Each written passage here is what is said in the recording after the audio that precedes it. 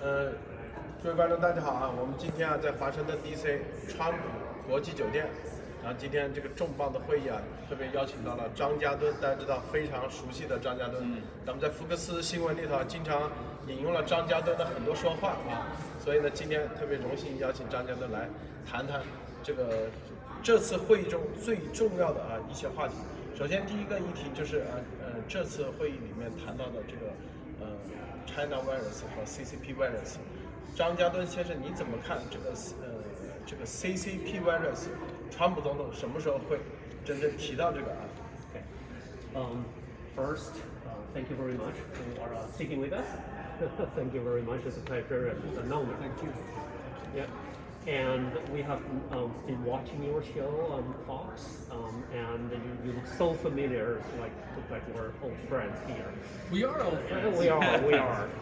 So we're going to ask some questions, and it's going to be 10 minutes usually, right? And the first question Luda is asking is that, as you know, the virus has the name of the virus has evolved from various like China virus, etc. Now it's a CCP virus. We'd like to have what you think about that. The important thing for us to recognize is, at this point, we don't know exactly where this virus came from. But we do know one thing, and that is the Communist Party, Xi Jinping, took steps that they knew or had to know would deliberately lead to the spread of this virus from China's borders to the rest of the world. So, for instance, doctors in Wuhan, the epicenter, knew no later than the second week of December that this virus was H2H, human-to-human transmissible. But China didn't say anything about this until January 20. Now, if Beijing had said was completely silent during that 5-week period, that would have been grossly irresponsible. But it's worse, because what China did was try to convince the world it was not human-to-human transmissible.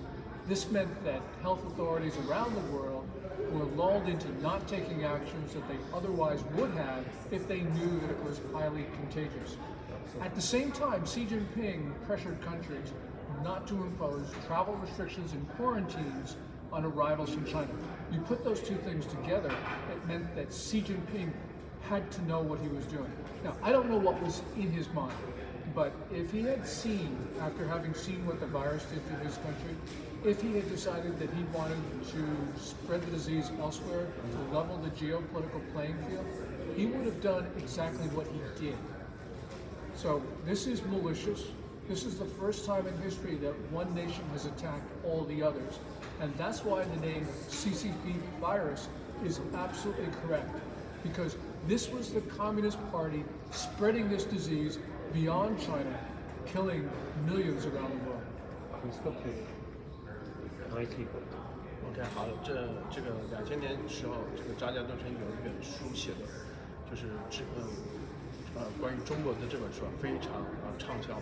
现在这个蓬佩奥先生前几天在这个尼克松总统图书馆的这个讲话，重新奠定了美中之间的关系。你觉得这个关系会不会受到两党的，比如说哪个总统上台的影响会再次发生改变？First, Mr. Luda mentioned that your book was very popular. Apparently, you probably read it, and he want to put his compliment on that. Secondly, Secretary Pompeo was giving a speech back in California 7 days ago, Thursday, yes. And what do you think this speech would affect the future policy and even the future politics of U.S. in the election? Well, the Communist Party hates this speech for sure, because the thing that they're worried about the most is when U.S. leaders talk directly to the people of China. And what Secretary Pompeo on Thursday said, that yeah, we will engage and empower the people of China. And he's promised in-person diplomacy. So this is, he didn't use the phrase regime change. But this is regime change. This is exactly what he was talking about. Because he was saying that the Chinese people should govern themselves. Yes. And so this is important. You haven't heard an American leader say this. So this is historic. Totally agree, sir. Totally agree. Come back to you, Luda. 就是福克斯新闻之前关于严立梦博士的啊，当时他也做了一个访谈。我听说这个您对这个严立梦博士的当时的13分钟啊，以及后面接受的这个福克斯的采访，他是怎么看的？您能深入谈一下？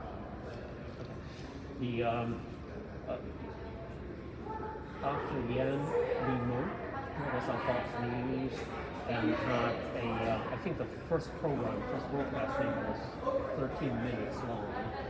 And you knew some extra things that regular probably viewers didn't know about. So can you tell us more about Dr. Yan, what you know about Dr. Yan and the backstory? Well, she's extraordinarily brave.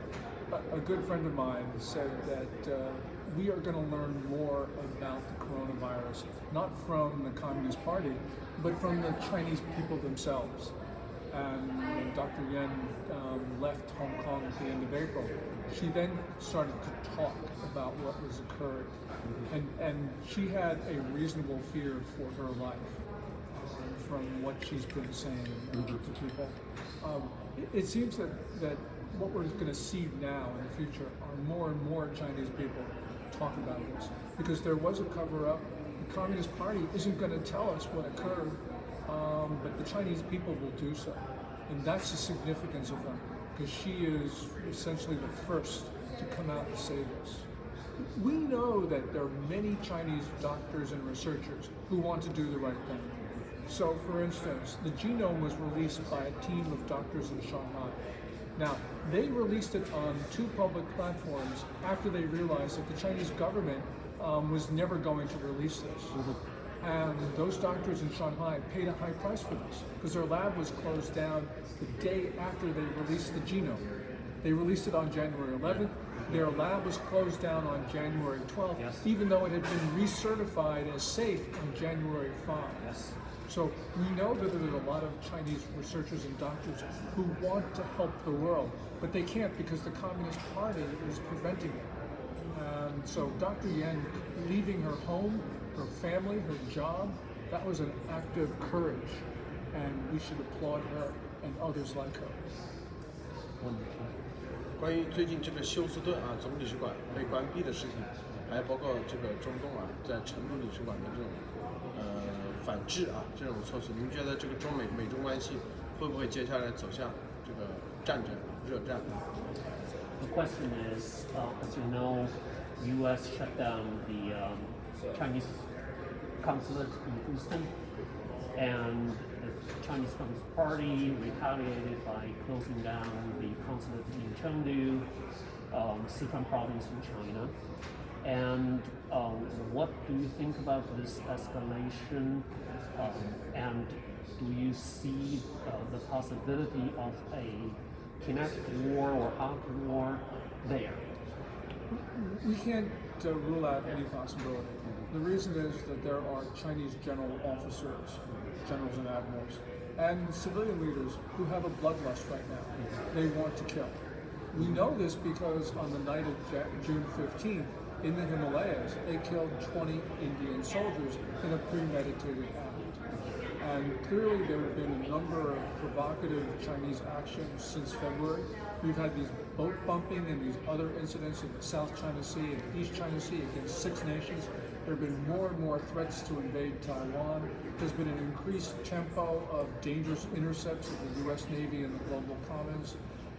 This is because China is just, you can see it, that they're itching to go to war.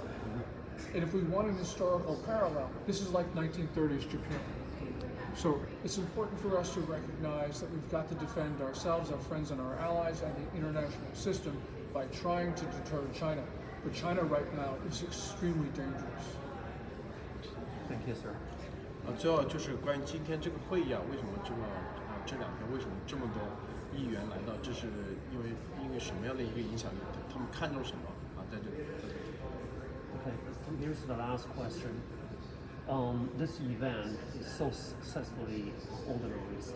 So many heavyweight influencers, some of the very heavyweights, all gathering here. What do you see?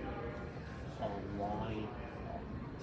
What's the common thing they believe, and the reason why they all gather here for this Freedom Summit?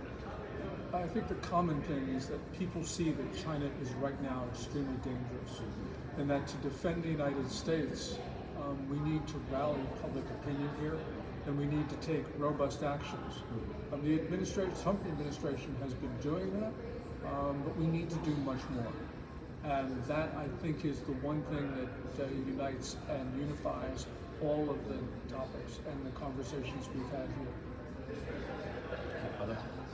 Before you shut it down, I have a more personal question. Sure. I was told, I was thinking you speak Mandarin.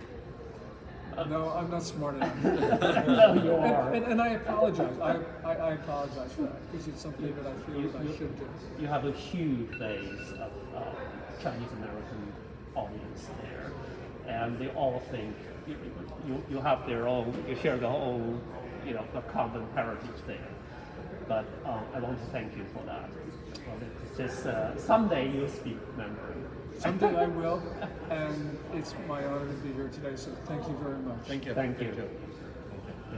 All right, there he is. I was praying. Thank you. 但是你帮我拿纸吗？来，严博士。然后这里找个鼻烟。 Sir, nice to meet you. Nice to meet you. Thank you for a very nice cover on music. My wife. Yeah, yeah. And